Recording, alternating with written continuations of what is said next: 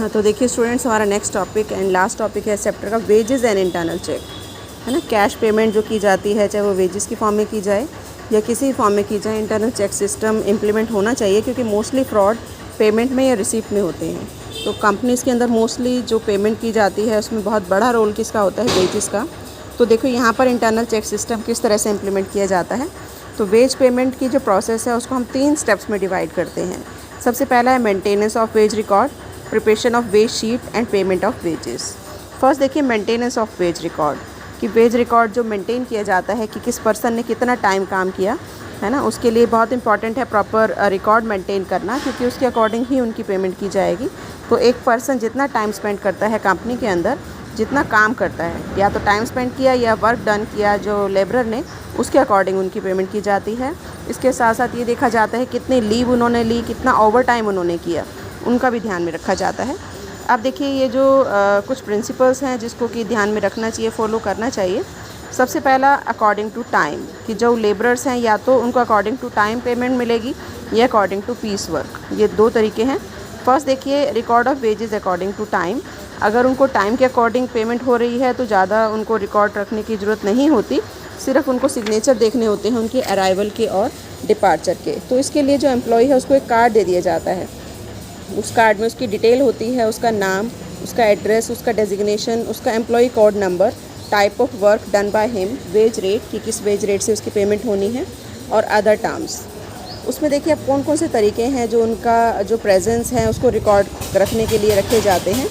सबसे पहला है टाइम रिकॉर्डिंग क्लॉक, कि टाइम रिकॉर्डिंग क्लॉक के अकॉर्डिंग ये सेट किया जाता है कि पर्सन जो है वो कितना टाइम प्रेजेंस रहा कंपनी के अंदर। तो इसमें क्या होता है कि at the entrance of the factory की एंट्रेंस गेट पर क्लॉक लगा दी जाती है, जिससे कि उनका टाइम नोट होता है। एम्प्लॉयज़ को या वो जो लेबरर्स हैं उनको एक जो कार्ड दिया जाता है, वो कार्ड जब भी वो आते हैं फैक्ट्री के अंदर, उसके अंदर वो पंच करते हैं उस क्लॉक के अंदर, तो उसके ऊपर टाइम लिखा हुआ आ जाता है। और इसी तरीके से जब वो जाते हैं तो भी वो पंच करते हैं, एग्ज़िट का टाइम उसके ऊपर आ जाता है। तो ये जो कार्ड है जिसके ऊपर टाइम लिखा हुआ आया है, इसके अकॉर्डिंग उनकी पेमेंट हो जाती है, ये वेजेस की कैलकुलेशन हो जाती है। सेकेंड है यूज़ ऑफ टोकन, कि टाइम रिकॉर्डिंग क्लॉक के अलावा जो टोकन है वो भी कई बार यूज़ किए जाते हैं। अब इन टोकन के ऊपर एम्प्लॉय का कोड, उनका नाम, उनका डेजिग्नेशन सब लिखा होता है। तो जो एम्प्लॉय जो है वो टाइम से आते हैं, वो अपना गेट के बाहर एक हुक लगा होता है, एक बोर्ड लगा होता है एंट्रेंस के पास, तो वो जब आते हैं तो वो अपना जो कार्ड है वहाँ हैंग करते जाते हैं। तो जो टाइम सेट है, जैसे 9 o'clock का टाइम है, तो 9 o'clock पर जो गेट कीपर है वो उन सभी कार्ड्स को उतार लेता है और उनकी एंट्री कर देता है कि they have come on time, कि ये टाइम पर आए हैं, है ना, और उनको जो है वो रिटर्न कर देता है। और जो लेट आते हैं उनका जो टाइम है वो गेट कीपर अलग से उनके ऊपर लिखता है, और उनकी ड्यूटी होती है कि वो उसको नोट करवाएंगे। जब भी वो आते हैं तो वो गेट कीपर को नोट कराएंगे कि वो किस टाइम पर आए हैं और किस टाइम पर वो गए हैं, है ना। तो इस तरीके से टोकन को यूज़ किया जाता है। नेक्स्ट है यूज़ ऑफ अटेंडेंस कार्ड। इसमें जो लेबरर है उसको एक कार्ड दे दिया जाता है जिसमें उसका नाम, उसका code number, department, wage rate या कंडीशंस ऑफ एम्प्लॉयमेंट वो रखी जाती है। तो एक बॉक्स होता है एंट्रेंस गेट पर, जब भी लेबरर्स आते हैं तो वो उस बॉक्स के अंदर अपना जो कार्ड है वो डाल देते हैं। टाइम कीपर जब टाइम होता है, जैसे 9 o'clock का टाइम है, तो 9 o'clock पर वो सारे कार्ड्स निकाल लेता है और उनकी अटेंडेंस लगा देता है। इसी तरीके से जब वो फैक्ट्री को छोड़ते हैं तो वो अपने कार्ड वापस ले लेते हैं। तो इसी तरीके से जो फॉरमैन है वो उनका टाइम रिकॉर्ड मेंटेन करता है। अगर कोई डिस्क्रिपेंसी होती है तो फॉरमैन और टाइम कीपर आपस में जो है वो बात करके उसको एडजस्ट कर लेते हैं। नेक्स्ट आता है ओवर टाइम रिकॉर्ड, कि अगर कुछ किसी एम्प्लॉय ने ओवर टाइम किया है जिसको कि रेगुलर नहीं बनाना चाहिए, जितना एक्स्ट्रा टाइम उन्होंने काम किया, तो फोरमैन जिसके अंडर उन्होंने काम किया, है ना, वो उनसे एक्स्ट्रा टाइम जितना काम किया अपने कार्ड पर नोट करवा लेते हैं, है ना, और उसको वेरीफाई कर देता है वो फोरमैन या सुपरवाइज़र जिसके अंडर उसने काम किया है। एक होता है pass out record. Pass out record की जैसे वर्कर को या किसी लेबरर को फैक्ट्री से बाहर जाना पड़ता है कुछ टाइम के लिए, तो ऐसे सिचुएशन में उसका एक पास बना दिया जाता है। तो जिस टाइम वो जाता है वो पास पर मेंशन कर दिया जाता है, और जिस टाइम वो आता है एंट्री का टाइम भी उसमें मेंशन कर दिया जाता है। तो इसकी जो एंट्री है वो पास आउट रिकॉर्ड पर तो होती ही है, इसके साथ साथ इसका एक कॉपी जो है वो फॉरमैन के पास भी रहती है और एक कॉपी टाइम कीपर के पास भी जाती है, ताकि वो उसका टाइम रिकॉर्ड कर ले, ताकि उसके अकॉर्डिंग पेमेंट हो जाए। उसके बाद देखिए नेक्स्ट आता है हमारा record of wages according to piece work, काम के अकॉर्डिंग।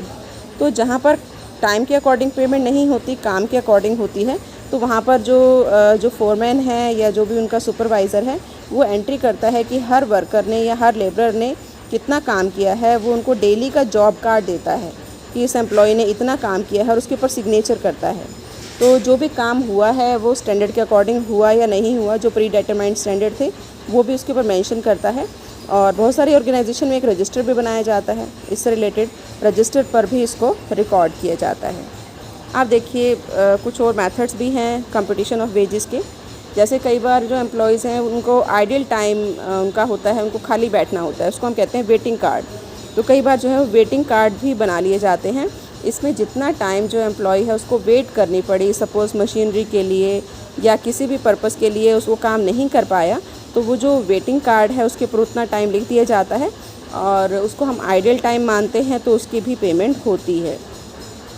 नेक्स्ट देखिए प्रिपरेशन ऑफ वेज शीट, कि अब अगर एक बार आपने जितना टाइम काम किया या जितना काम किया वो कार्ड पर रिकॉर्ड हो गया, तो उसके बेस पर वेजेस कैलकुलेट की जाती है और अटेंडेंस रजिस्टर देखा जाता है, अटेंडेंस कार्ड देखे जाते हैं, ओवर टाइम स्लिप देखा जाता है, पास आउट स्लिप देखी जाती है कि जितना टाइम आप कंपनी से बाहर रहे, जॉब कार्ड देखा जाता है, या फोरमैन ने जो डिटेल भेजी है वो देखा जाता है। तो उसके बेस पर वेजेस कैलकुलेट की जाती हैं।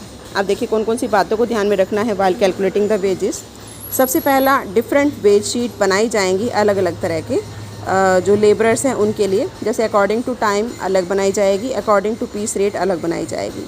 सेकेंड, जो भी वेज शीट बनाई जाएगी उसके अंदर डिटेल होनी चाहिए लेबरर की कि किसकी दी जा रही है और कितनी वेजेस दी जा रही है। और वेज शीट को अलग अलग कॉलम्स में डिवाइड किया जा सकता है, जिसमें name of the worker, name of the department, job done, time taken, wage rate, इस तरह के कॉलम्स बनाए जा सकते हैं। और जब भी वेज शीट प्रिपेयर की जा रही है तो attendance register, attendance card, overtime slip, pass out slip, है ना, जॉब कार्ड या डिटेल जो रिसीव हुई है फोरमैन के साथ, उन सबको टैली कर लेना चाहिए कि कोई डिस्क्रिपेंसी तो नहीं है, तो सभी आपस में टैली होने चाहिए। उसके बाद देखिए ये जो वेज शीट प्रिपेयर करने का जो काम है उसको हम डिफरेंट एम्प्लॉयज़ में डिवाइड कर सकते हैं। जैसे देखिए एक एम्प्लॉय को आपने काम दे दिया कि वो जो है वो डिटेल रिसीव करेगा फॉरमैन से, है ना, कि ओवर टाइम स्लिप कितना है, जॉब कार्ड के ऊपर कितना टाइम दिया हुआ है या कितना काम उसने किया, है ना। तो एक पर्सन को तो ये काम दे दिया जाता है, one employee should be made responsible for verifying the attendance card, job card, overtime slip. दूसरे एम्प्लॉय को हम कह सकते हैं कि डिफरेंट कॉलम्स बनाए और कॉलम्स के अकॉर्डिंग वेज शीट तैयार करे। तीसरे एम्प्लॉय को कह सकते हैं इनको टोटल करे, है ना, कि कितनी कितनी बनती है उनकी wages. Fourth employee deductions calculate कर सकता है ना, जैसे डिडक्शन पीएफ की होती है ना, पीएफ की हो गई, या जो अलग है टैक्स काटा कुछ, उसकी डिडक्शन हो गई। तो जो फोर्थ पर्सन है वो डिडक्शंस कैलकुलेट करेगा और नेट वेजेस कितनी उनको देनी है वो निकाल सकता है। फिफ्थ एम्प्लॉय जो है वेरीफाई कर सकता है कि जो ये इन सब ने, चारों ने जो काम किया है वो सही हुआ है या नहीं हुआ है। तो इस तरीके से हम जो है वो इंटरनल चेक को इसमें भी इम्प्लीमेंट कर सकते हैं। नेक्स्ट पॉइंट देखिए जो दिया हुआ है कि जो भी एम्प्लॉय ये काम करेगा, इसको करने के बाद जो भी ऑथोराइज पर्सन है जिसने ये प्रिपरेशन की है ना, प्रिपरेशन की है, या जो ऑथोराइज पर्सन है उसके सिग्नेचर इस पर होने चाहिए। और ऑथोराइज पर्सन होता है वर्क मैनेजर, तो क्लर्क के भी साइन होने चाहिए और वर्क मैनेजर के भी साइन होने चाहिए। तो इस तरह से जो है वो वेज शीट प्रिपेयर की जाती है। नेक्स्ट आता है पेमेंट ऑफ वेजेस। अब ऑब्वियसली पेमेंट ऑफ वेजेस कौन करेगा? कैशियर। लेकिन ये ध्यान रखना चाहिए कि कैशियर का इन्वॉल्वमेंट अकाउंटिंग फॉर वेजेस या प्रिपरेशन ऑफ वेज शीट में ना हो। कैशियर का काम सिर्फ कैश प्रोवाइड करना होना चाहिए। और डिपार्टमेंट का जो फोरमैन है वो उस टाइम पर प्रेजेंट हो जब लेबरर्स को उनकी वेजेस दी जा रही हो या कैलकुलेट की जा रही हो, ताकि सही पर्सन को सही वेजेस दी जाए, कोई गलत पर्सन उसकी वेजेस ना ले जाए, है ना। और लेबरर्स के सिग्नेचर लेने भी ज़रूरी हैं, लेकिन अगर वो इलिटरेट है तो उसकी जगह थंब इम्प्रेशन भी लिए जा सकते हैं, लेकिन ये तभी लिए जाएंगे जब वो इलिटरेट है या साइन नहीं कर सकता। बट अगर जो लेबर है वो सपोज़ बीमार है, वो नहीं आ सकता अपनी पेमेंट लेने के लिए किसी भी रीज़न की वजह से, तो फिर उसकी जगह पर दूसरे पर्सन को भी पेमेंट दे दी जानी चाहिए। लेकिन जो मेन एम्प्लॉय है वो उसको अथॉरिटी लेटर देगा, उसके बाद ही उसको पेमेंट की जानी चाहिए। इसके अलावा अगर जो कैजुअल वर्कर हैं, जो कभी कभी आते हैं, कैजुअल मतलब आकस्मिक, जो डेली वेजेस पर रखे जाते हैं, उनको डेली बेसिस पर ही पेमेंट की जानी चाहिए, है ना, और सेपरेट वेज शीट उनके लिए बनानी चाहिए। तो ये आपका कंप्लीट हो गया है चैप्टर। इसके बाद ये टॉपिक दिया हुआ इंटरनल ऑडिट, ये रिपीटिशन है, ये आपका टाइप्स ऑफ ऑडिट में आ चुका है ना। तो इसको आप